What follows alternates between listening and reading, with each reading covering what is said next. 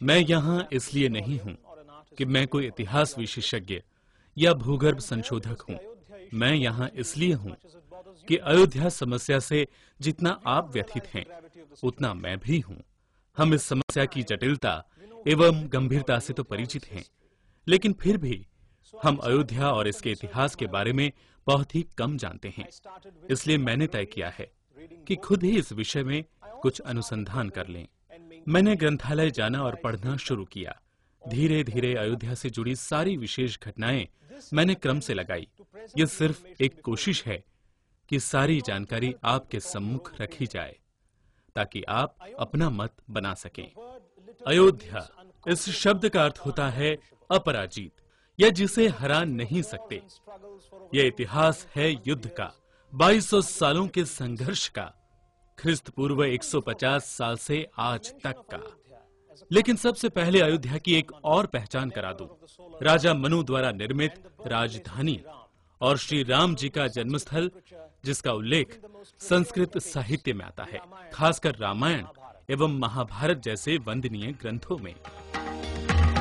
कोशलो नाम मुदितः स्थितो जनपदो महान् निविष्टः सरयूतीरे प्रभूत धनधान्यवान् अयोध्या नाम नगरी तत्रासीन लोकविश्रुता मनुना मानवेन्द्रेण या पुरी निर्मिता स्वयं आयता दशचक्रे च योजनानि महापुरी श्रीमती त्रीणि विस्तीर्णा सुविभक्त महापथा राजमार्गेण महता सुविभक्तेन शोभिता। श्री ग्रिफिथ 19वीं सदी के आखिर में बनारस कॉलेज के मुख्य अध्यापक रहे। उन्होंने रामायण में अयोध्या के वर्णन को बड़ी सुंदरता से अनुवादित किया है। वो लिखते हैं, उस नगरी के विशाल एवं सुनियोजित रास्ते और उसके दोनों तरफ से निकली पानी की नहरें, जिससे राजपथ पर लगे पेड़ तरोताजा रहें और अपने फूलों की महक फैलाते रहें। एक कतार में और सतल भूमि पर बने बड़े बड़े राजमहल, अनेक मंदिर एवं बड़ी बड़ी कमानें और हवा में लहराता विशाल राज ध्वज, स्वर्ण विलेपित ऊंचे बुर्ज, लहलहाते आम के बागीचे, फलों और फूलों से लदे पेड़, मुंडेर पर कतार से लगे फहराते ध्वजों के इर्द गिर्द और हर द्वार पर धनुष लिए तैनात रक्षक। राजा दशरथो महाराष्ट्र विवर्धना पुरीमावासयामास दिवि देव पतिर्यथा कपाट तोरणवती। कौशल राज के राजा दशरथ राजा मनु के 56वें वंशज माने जाते हैं। उनको 3 पत्नियां थी, कौशल्या, सुमित्रा एवं कैकेयी। वे अपने अपने महलों में रहती थीं। माना जाता है कि श्री राम का जन्म कौशल्या मंदिर में हुआ, अतः उसे ही राम जन्मस्थल माना जाता है। ब्रह्मांड पुराण में अयोध्या को हिंदुओं की 6 पवित्र नगरियों से भी पवित्र माना गया है। अयोध्या मथुरा माया काशी कांची अवंतिका एतः पुण्यतमः प्रोक्तः पुरीणामुत्तमोत्तमः। इतिहास के पन्नों पर श्री राम का पहला जिक्र महर्षि व्यास द्वारा रचित महाभारत के वनोपाख्यान खंड में आता है। सदियों से अयोध्या के निवासी पुनर्रचना करने में लगे हैं।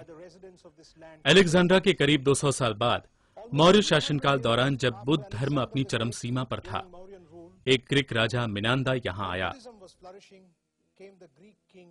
उसने बुद्ध धर्म के असर का और बौद्ध भिक्षु बनने का कपट रचा और अयोध्या पर धोखे से आक्रमण किया। इस आक्रमण में जन्मस्थल मंदिर उद्ध्वस्त हुआ। सिर्फ 3 महीनों में श्रृंगवंशीय राजा ध्युमत सेन से मिनांदा पराजित हुआ, युद्ध में मारा गया और अयोध्या स्वतंत्र हुई।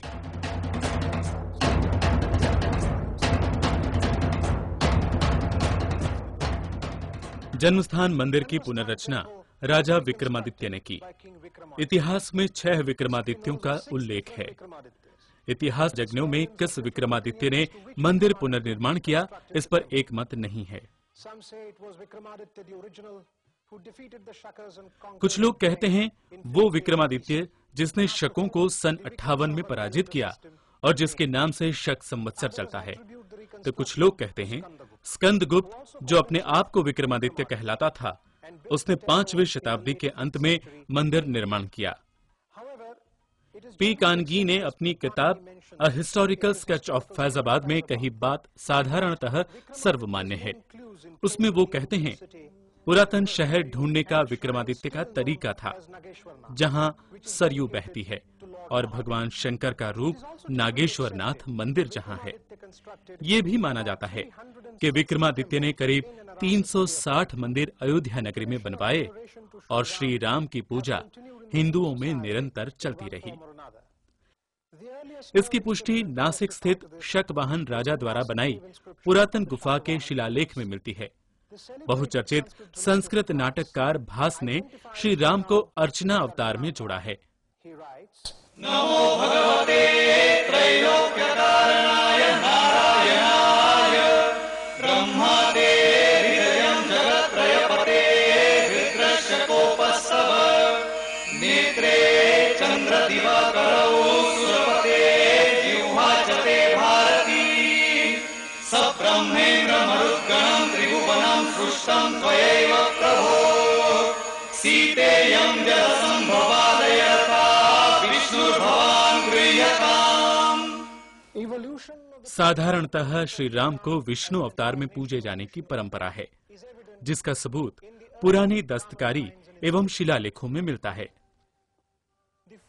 4वीं शताब्दी के रामटेक मंदिर की दस्तकारी, सन 424 का कंधार शिलालेख, सन 543 का चालुक्य शिलालेख, 8वीं शताब्दी का महाबलीपुरम शिलालेख, 11वीं शताब्दी में जोधपुर नजदीक बना अंबा माता मंदिर, सन 1145 का रेवा जिले के मुकुंदपुर में बना राम मंदिर, सन 1168 का हंसी शिलालेख, रामपुर जिले के राजीव में बना राजीव लोचन मंदिर इन्हीं में से कुछ हैं।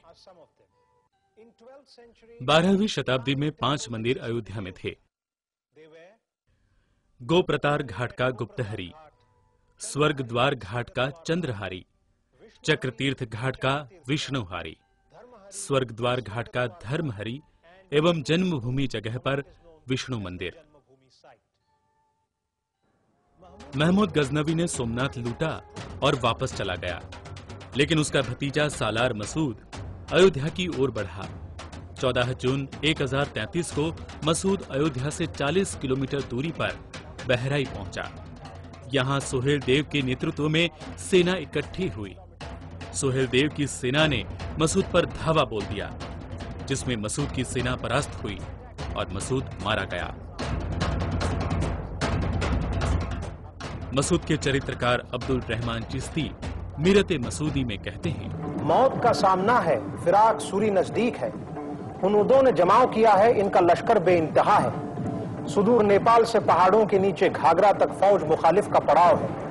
मसूद की मौत के बाद अजमेर से मुजफ्फर खान तुरंत आया, पर वह भी मार